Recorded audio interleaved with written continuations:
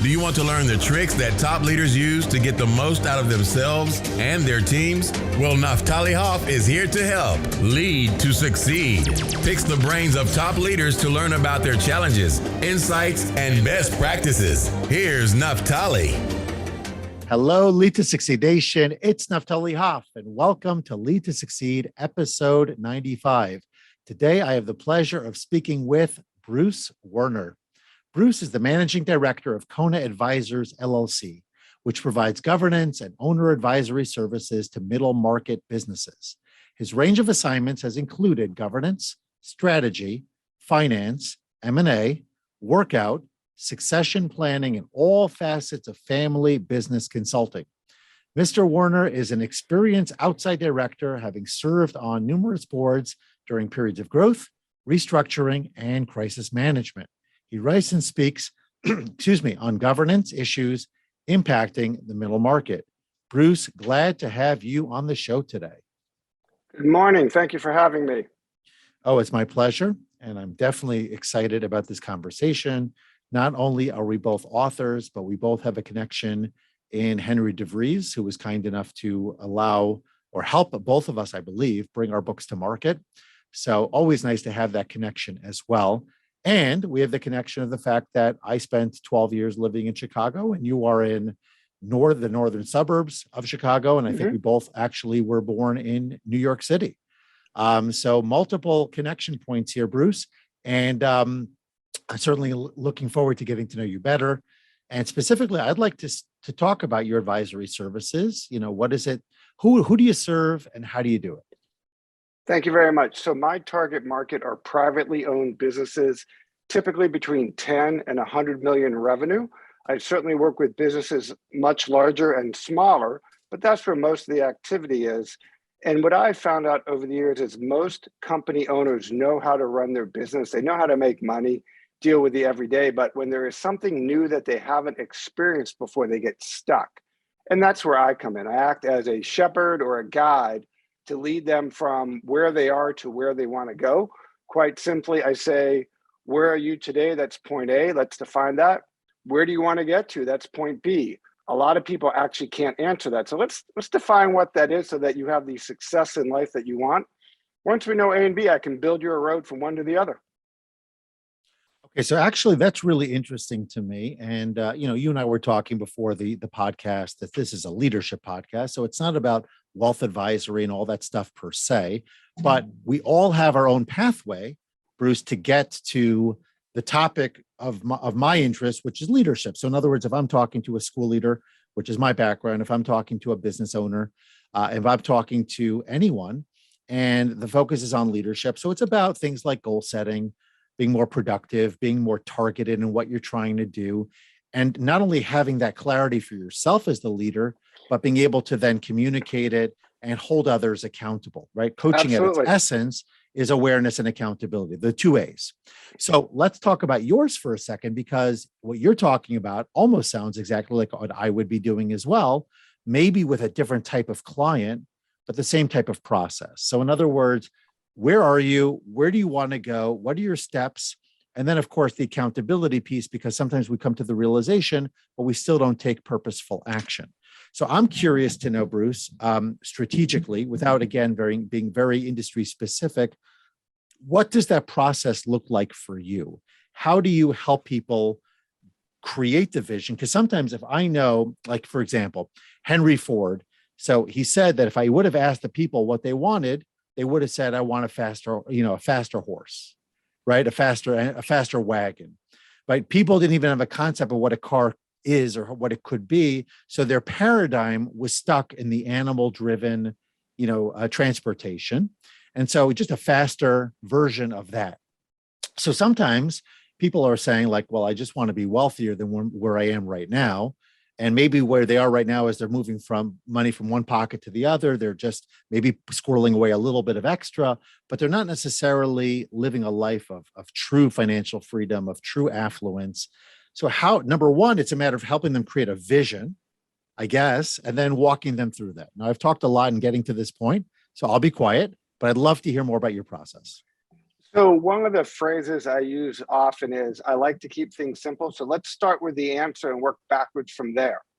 And what that means is really, where do you want to end up?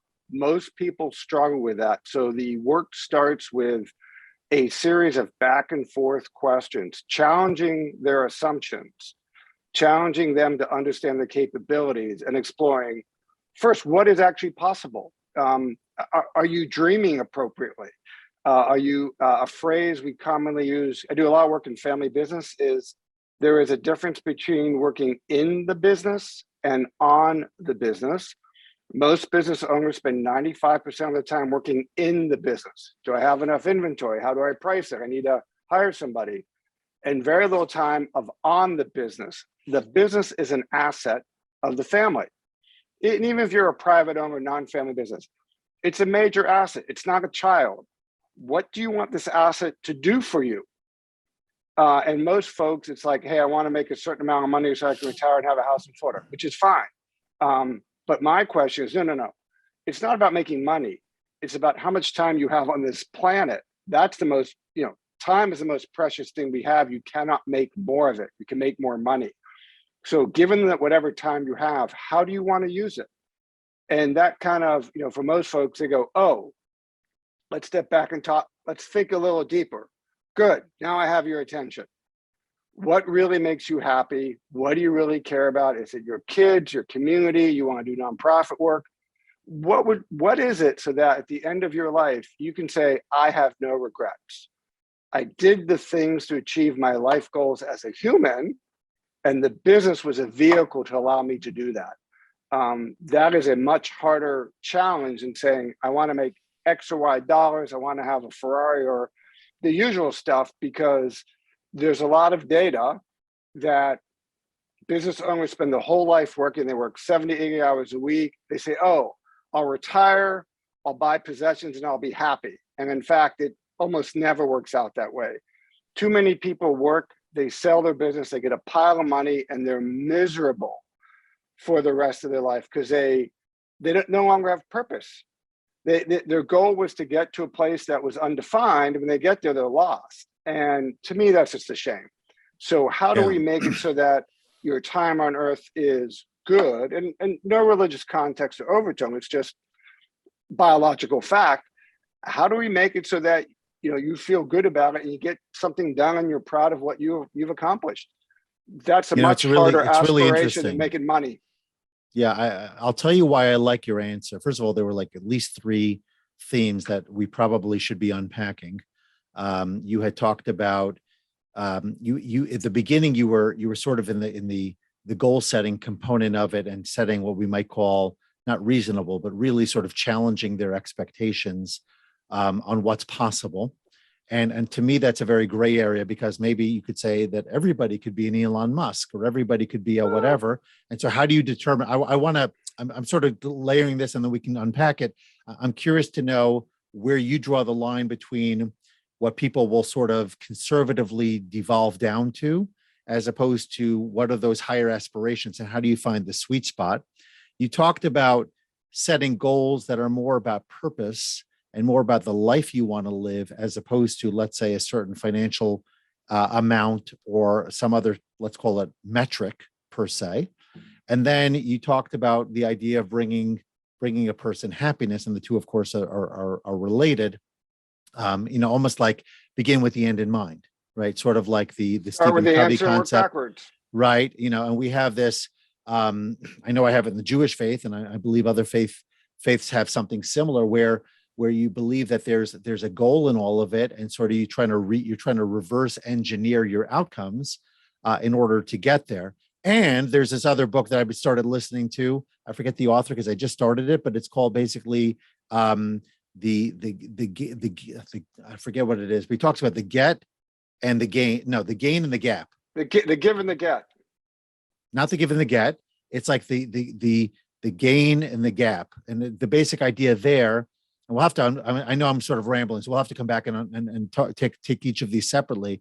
But the idea in that last point, because it's very sort of top of mind for me, is that we spend so much time thinking about the gap, so much time thinking about what we don't have, so much time thinking about what we haven't accomplished that we don't appreciate the gain. And I felt this way, for example, when my book came out. I'd worked towards it so hard and I finally got it. And it's like, now what? I worked so hard for my doctorate and I finally got it. Now what?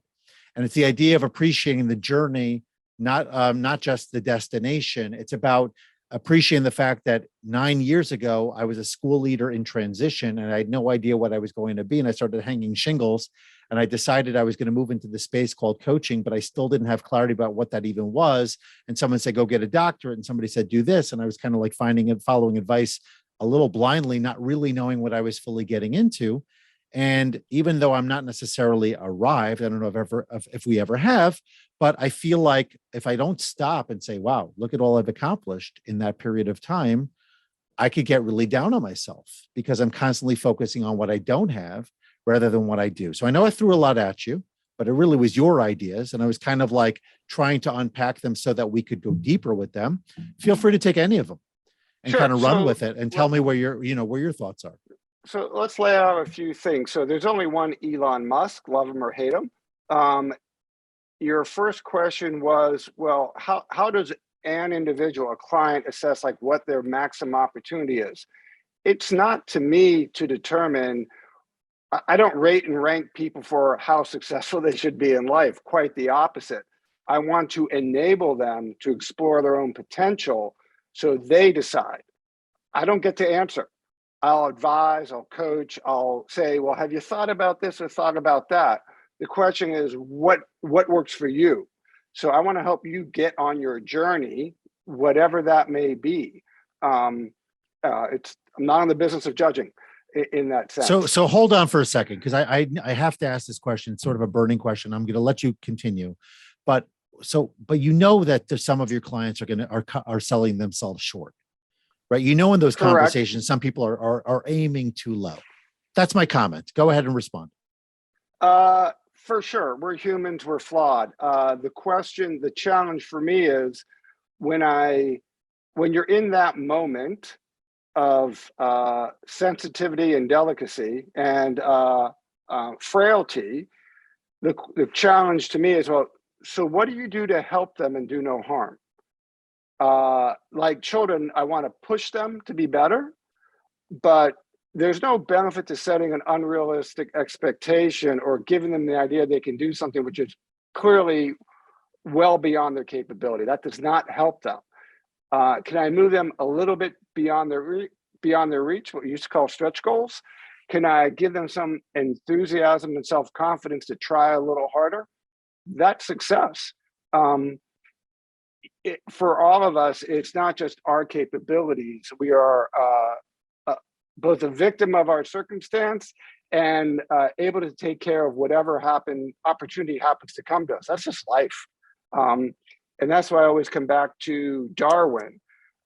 Everyone thinks Darwin said survival of the fittest. He actually never said it. What he really said is survival of the most adaptable.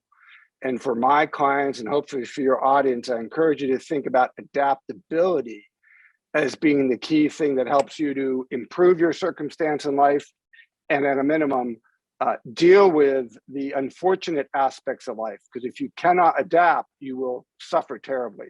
And so I always say survival of the most adaptable. What do you have to do to adapt to whatever your circumstance is, whether good or bad? If you're fortunate, how do you make the most of it? If you're unfortunate and there's a tragedy or whatnot, how do you do it so you live another day?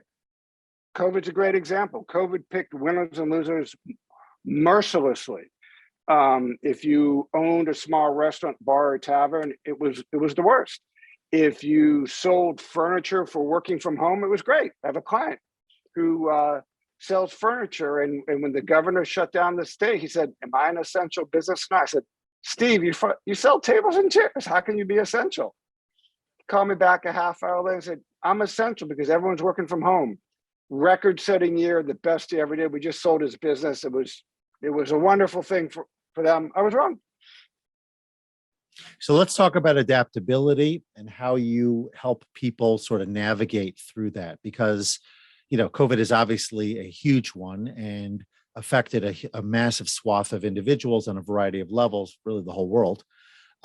Sometimes adaptability is much more personal and individualized and doesn't Absolutely. necessarily involve big government. It doesn't necessarily involve, bailouts and PPP and all this kind of stuff.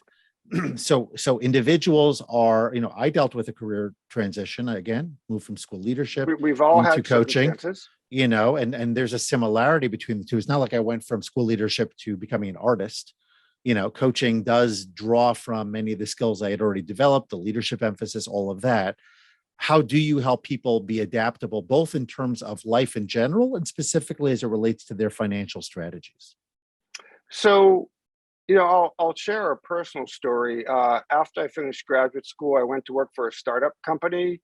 A year or two later, we went public, and I was 25 years old, thought I was pretty hot stuff. And a few buddies and I started a computer company, and we went and raised money and, thought we were going to be the next Steve Jobs. Well, in October of '87, the financial markets crashed, the worst since 1929, and people literally didn't know what tomorrow was. It made 2008 look like a walk in the park, frankly. And we went broke. And I had never been prepared for it. I had $1,988.50 at the bank and tens of thousands of dollars of debt, and had no clue what to do.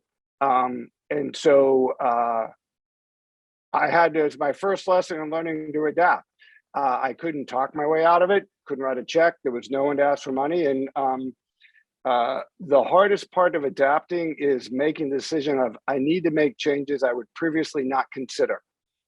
Things that weren't in my brain are now all that matters.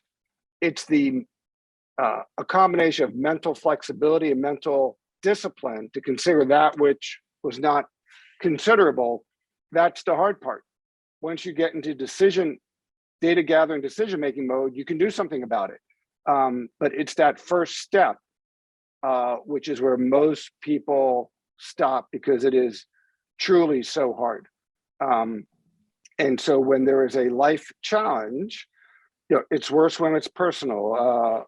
A sick loved one, you get bad news from a doctor, that, you lost your job, is I have to accept that which I cannot change. And I need to figure out a path forward. And it's really upon me to say, I'm going to literally put one foot forward, and then another foot. And the phrase, it's really, well, it's no more complicated than that. It is that difficult. I don't want to be disrespectful, but you either decide you're going to take a step forward or not. So let's come back to something you talked about before, which is the ever elusive happiness. In fact, in the same book I referenced earlier, the author talks about the Declaration of Independence and the inalienable rights of life, liberty, and the pursuit of happiness, as if happiness, not the guarantee, as if a pursuit is something that we're constantly in, meaning to say that happiness is down the road. And you already talked, Bruce, about how that's not a real. It's not a realistic expectation. It's not like we work X number of years and then I'll be happy, right? Happiness has to be something that I think has to be defined, or we have to have a direction, but simultaneously, I believe very strongly that happiness has to fill us all the time, because there is no device, there is no gadget, there is no place that magically sprinkles happiness fairy dust upon us, regardless of what Disney wants to say, and all of that. Happiness comes from within. So on the one hand, that's a truism. I don't need a financial advisor to tell me that. On the other hand, you're trying to create a lifestyle for people in the present and in the future that is infused, I understood from you, with purpose, is infused with values, that really uses certain kind of moral compass to drive you in the direction that ultimately makes you look back and say, hey, my life was worth living. I did what I wanted to do. I gave to who I wanted to give to. How do you work people through that complex process to identify their true north? And then, of course, the steps they need to take to get there. Thank you. So in my book, I have a bunch of sections on the definition of happiness. I did some primary research. I boil it down very simply. Happiness is defined as when you accept your situation in life, whatever it may be, until you come to terms with this is my circumstance and I'm okay with it. You have varying degrees of unhappiness. Another car, another house, another whatever doesn't change anything. It's just stuff. And the challenge, I think, for humans is realizing it's within our control when we allow ourselves to be it. So a yin and yang goal setting is an active process. You specialize in that. So let's talk about what your goals are. Let's talk about where you are. And if you don't hit your goals, can you be happy? And if not, why not? And are these goals, if the goals are just to embellish your success in life, it's different than if your goals are critical needs that are truly pressing, I'll say. It is, it's an active, ongoing topic of conversation, but Carl Jung said, I'll take no patient before they're 40, presumably said no patient before you're 40, because they're still children. And when I was 30, I said, oh, that's just bunk. I can think my way out of that. I don't need to listen to my elders. And in my early 40s, I just said, boy, was I wrong. Some things are just a function of time and maturity. We see it in literature and movies and all that stuff about the grizzled old man or woman. And certainly I am guilty of the foolish things of youth. And as I age, have come to realize, there's some things just take time. You cannot rush things because it takes 10 or 20 years to figure them out. And that's part of the human condition. I mean, that's part of our tradition. And certainly the idea that there's what to look up to. I mean, I'll be I'm very comfortable sort of referencing different parts of that. The Torah, the Bible makes very clear to stand up and revere elders. Respect your elders. There's a respect for elders. There's a need to understand that life has value. Second or third commandment. Even if that elder is not a sage, just the idea of living life draws out certain experiences, and we develop. I'm in the same boat as you. In my 30s, I was a young emerging leader. I was a hotshot in my own head. I believed the press. I got myself into certain boatloads of trouble as a result of maybe being a little bit too change oriented, right? Trying to achieve certain things, trying to be quick to the outcome and satisfy certain constituents, and not necessarily being able to be patient and play it out. And you mentioned another point, Bruce, which I think is critical, and it's part again about rabbinic tradition, the idea of Ezehu Ashir, who's really wealthy, Hasameach Bechalko, somebody who is satisfied and happy with his lot. Now, that doesn't mean that you can't aspire for more financially. It doesn't mean that you can't aspire for more in other areas. At the same time, it's never the stuff, like you said, that's going to make us happy. It's our relationship with the stuff. And yes, we may want to have nice things because that's what lights us up. That's what makes us feel like we have achieved something. But I like to think of it a little bit differently. Money is a hot button topic. A lot of people talk about it as a negative thing. And even within, my own religious, framework, the idea that money could be evil in some ways seems to be something that I picked up over the years. On the other hand, I think money could be extremely valuable, extremely, not just, of course, in its intrinsic value, but think of all the things you could do with it, right? It amplifies, it pours fuel on who you are, right? So if you're a jerk, right? If you're somebody who's just self-inclined, a bigger jerk, right? And you're more selfish, and you have to put yourself out there more and throw the money around like you're some big wig. On the other hand, if you are intrinsically a great person and your ethics, your morals are in place, you could take that money and, do 1,000, 1,000,000 great things with it, improve the quality of life for people on so many different levels. So it's just a vehicle. And that to me amplifies your character. Yeah. And that brings you back to that happiness point, because if you are ultimately creating a situation where you're after something because what it's going to do for your family, how it's going to set them up for success, how it's going to set up your community with another school, another place of worship, another library, or place of fine arts, or whatever you might do to make life for others better. I mean, who wouldn't want that, and who wouldn't feel like filled really through that process? Yeah, I mean, you can spend, to be contemporary, you can spend $1 million to help the victims of the war in Ukraine. Separate from politics, people are suffering. Or you can spend $1 million, get your name in a newspaper to say you're a great guy. It's the same $1 million, right? It's just a tool. The question is, how do you use it? I have a different question for you. It was something that intrigued me when I saw your bio.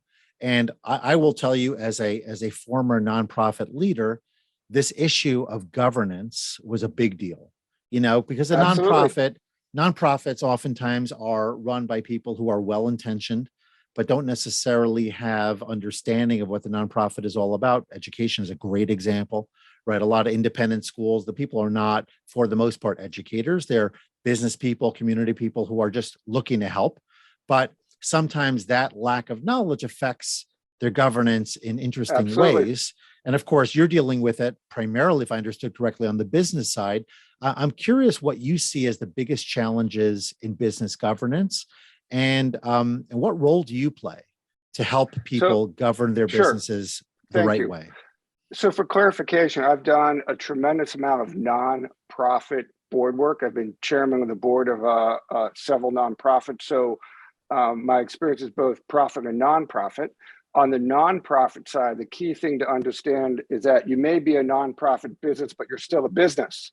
Whether it's a school, a religious community, a theatrical company, it's still a business. And so the principles of good governance apply, even though your goal is not to produce a profit. And that's, once that gets across, you get on the right path. But understanding that, if it's a charitable cause where we want to do good, that doesn't mean you can run a sloppy shop. Yeah. So that's a key message there. So once that's accepted, within the world of governance, I provide a spectrum of services to my clients. I am frequently hired to design and form boards of directors and boards of advisors for privately owned and family businesses. And there's a whole process about how is that done. I serve as lead director or chair running those boards when it's in the client's interest. And I also advise and consult to boards as an independent consultant, and I serve as an independent director on a number of boards. So So let's take that sphere experience. Yeah. is a So big let's take part of that what I do swath of professionally. experience that you have, and maybe you could distill for us, Bruce. What would you say are the? I'll let you take it either way. The things that really great boards do to help their organizations or their companies do better, or some of the things that boards must avoid, because when they do this kind of thing, it just sinks the ship. Yeah, so in the for-profit world, boards are responsible for oversight, strategy, capital structure, risk management, succession planning. A couple of the ground rules for a well-functioning board are you need it to be able to fight like hell and then look forward to having lunch with each other afterwards. There's also what I call the airplane test for when you're recruiting for a board and because boards are about fit, the number one thing. Is there fit and chemistry between the participants so they're effective as a group, not as individuals? So the airplane test is if you wouldn't want to sit next to someone flying from New York to LA, you definitely don't want them on the board. And so fit and chemistry is important. And when you design a board, you don't say, hey, I'm gonna get 3 golf buddies because we really like drinking together. No. Boards are designed. So if you have 5 seats on a board, each one is assigned to a purpose. So given what the situation of this company is like, we really need help with marketing. We need help with technology. We want to go on an M&A binge, but we don't know how to do it. You find talent that fits those slots. So you have the skills and experience that matter, and then they have to be cohesive as a team. If you get that right, smart people will make good things happen. The right board members are people who want to make a difference. And certainly in the private company world, if they're doing it for the money, they're the wrong people. Don't hire them. It's about having an impact. That's the right motivator for good independent directors at a private company. Yeah. So if you're talking about mix and fit and how it all comes together and the people are really the most important, I'm very intrigued because I've never been part of or certainly operated a family business. And I kind of wonder what it's like. I have somebody within my family that does work for me, and you kind of wonder what it's like for people who are, related in some way, who share a business. Maybe they inherited it from the founder, whatever that looks like. And so I would imagine, you can't be overly selective, at least as it relates to the family members. How do you help family businesses understand this piece of it? And what advice do you provide them when there are complications that obviously aren't the kinds of things where when you close the door, you're out of the office, you go back home and you're not related, you're not connected. These are people who might see each other at social events and of course have this sense of a family. How do you help people navigate that? So the key things with family business are being forthright and communicating. Business is business. The challenges of business are only complicated by the emotional connection. And the simplest way of putting it, in a non-family business, people have a choice. They can leave. You'll never see them again. That is never true with family. No matter Correct. what happens, you're still family, even if you don't talk to them for 40 years. The key thing within the family context is you really need to have some rules, and the rules should have consequences. So, well-run families have family governance, which is separate and different from the business governance. They'll have a family constitution that says, here's the rules which say qualifications to come into the business. Here's our decision on how do we pay family members and what's our expectation of your contribution.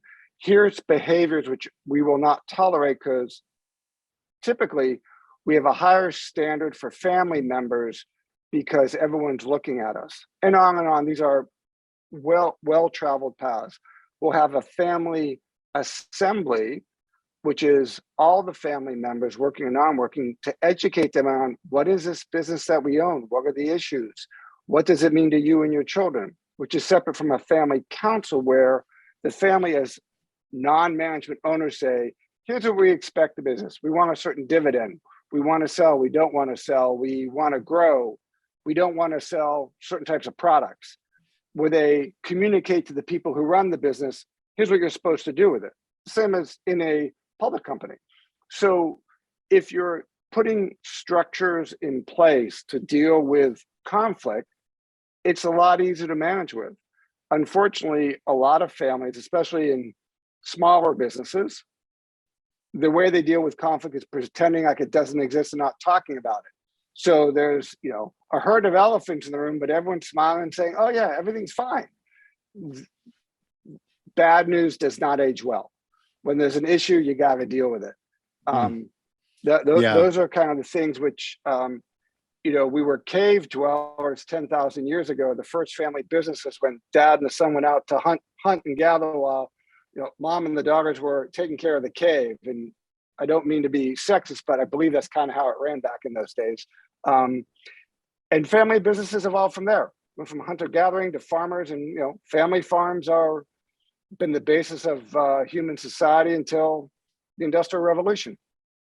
All right. Well, thank you for that. I know you've got a book, and we've been looking sort of at your book the entire time as it's been behind you, but maybe you could just quickly tell us in about a minute the title, what your book is about, why you wrote it. Sure. So the name of the book is Your Ownership Journey. It addresses the issues that private company owners face over the life cycle of ownership, from when you get into business to when you retire. Thank you for your questions. I've been able to touch on a bunch of the issues along that journey. goal setting, business strategy, capital and talent, conflict management, succession planning, and then what I call life after the deal when you retire. We hit number 5 on Amazon this week, so very happy Oh, for our congratulations. supporters. Mazel tov. Thank you. Available at brucewerner.com, Amazon, Apple, Barnes & Noble, Kindle, softback, hardback, audiobook, all the usual book stuff. Thank you Nice. for allowing me to Nice. discuss it. Sure. And then finally, this segment always has to end. It sounds like on a down note, but it really is uplifting. The biggest mistake you ever made, Bruce, could be personal, could be professional, and how you got out of it, what you've learned from it. Well, there's a long list of candidates there. We only have time for one. I'll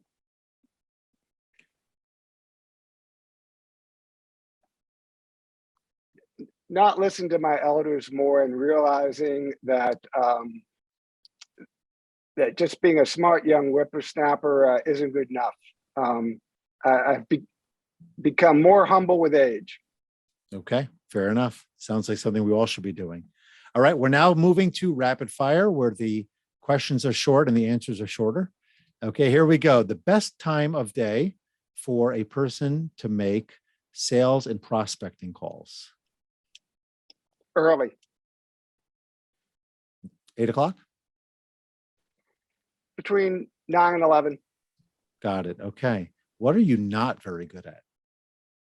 Selling. Okay. A quote that you live by or think about often. Darwin, survival of the most adaptable. And finally, a productivity tip that helps you to get more done. Go to bed early. Okay, nice. I love it. All right. Now you've already shared your website. Is there any other place that people can connect with you, find out more about your work? Sure. Thank you very much. So the book website is brucewerner.com. My business website is Kona Advisors.com. You can read my material. I'm a author on Forbes at Forbes.com, Bruce Werner. And look forward to connecting with your audience in the future. Awesome. Well, I'm going to ask you, Bruce, as I do with all of my guests, for a final life lesson to wrap up our segment and to put a bow on all the wonderful things you've shared with us. Do the right thing. Okay. That is about as short and sweet as any answer I have gotten. So thank you for that. And thank you for being here. I know it's an exciting time for you as your book is out there and making an impact. And I thank you for making some time for me to have this conversation. I look forward to getting to know you better and to consume your content. And I certainly hope that Lead to Succeed Nation reaches out to you as well to have the benefit of your experience and everything you've learned from your elders, as well as from others. Thanks for having me on. Best of luck to your audience. Take care. Be well now.